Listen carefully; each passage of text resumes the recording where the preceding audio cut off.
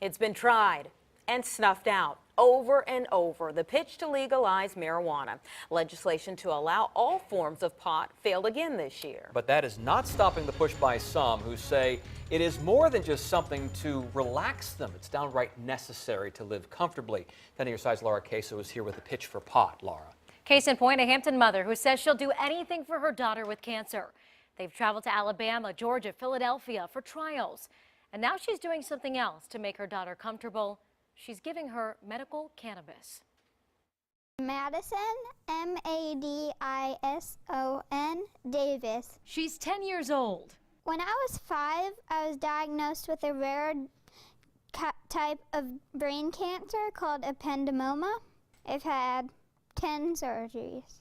For 11 tumors on her brain and her spine. It's been hard, and it's sort of been good because I get to spend a lot of time with my family, and I get to meet new people in the hospitals, like the music therapist. Let it go, let it go. I'll rise like the break of Music dawn. helps her get through some of the pain. So does something else. It's cannabis, and it's made from a plant. Medical cannabis oil, that's what she's using to stop the seizures, and it numbs some of the pain too. It doesn't make me hungry. Not super giggly either. Her mother swears by it for her daughter.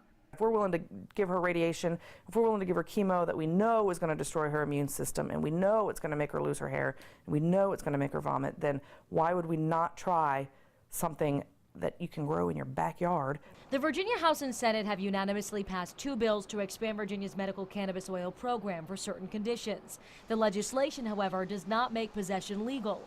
Maddie and her mom are on a board of pharmacy registry that is designed to give her some legal defense. It's an oil that ideally we would put under her tongue and let it dissolve, but she calls it her stinky medicine. So her mother, an ER nurse, puts it in a capsule. We can't be 100% sure always that we're giving her what we want to give her, but they get the smell right. They always get the smell right. I can pull up 2,000 articles and scientific studies and trials that show that it works. Absolutely. Meanwhile, Portsmouth delegate Steve Heretic is focusing on marijuana reform in general. I don't think that, this is going to be changing in Virginia anytime soon. He introduced 2 bills, one to decriminalize simple possession by adults and one to actually legalize marijuana, calling it the first comprehensive bill for legalizing marijuana in Virginia history. In January, his push was shot down before they even reached the full General Assembly. It's ironic that a good many of my colleagues here in the General Assembly have quietly told me that they agree with me, at least with respect to decriminalizing marijuana. I think that they are concerned that if they come out publicly in support, that their voters will look at them somewhat differently. Opponents of marijuana legalization often cite the gateway drug theory, and more marijuana could mean more traffic deaths. Even so, Melanie says her focus is this smiling face. Right now in the country there are 33 states and the District of Columbia that allow medicinal marijuana. So there's only 17 left. And she says until that happens, her daughter will continue using her stinky medicine, dancing, singing, and playing with her dolls. They don't know radiation or cancer or tumors.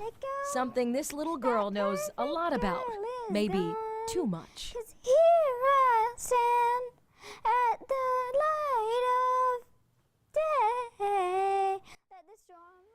Great little girl. We've reached out to several delegates who voted against legalizing marijuana. One delegate, Margaret Ranson, we've called and emailed.